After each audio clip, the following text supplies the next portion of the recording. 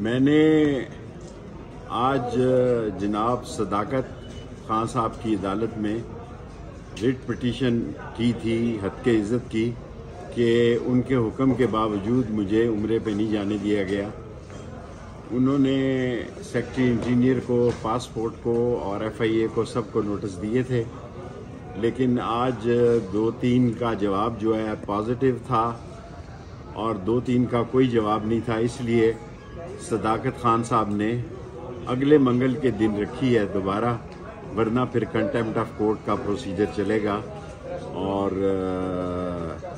जो आइनी मराहल हैं, जो इसके तकाज़े हैं, सरदार राज़क साहब ने आज उठाए हैं, लेकिन जज साहब ने कहा कि उम्मीद है कि ये सोचेंगे कि एक शख्स जो 17 दफ़ा वज़ीर रहा हो उसको आप उम्रे से रोक रहे हैं, अल्लाह के घर से रोक रहे हैं। इस पे सोचें और अगले मंगल के दिन अपनी फाइनल जो रिपोर्ट है वो सबमिट करें।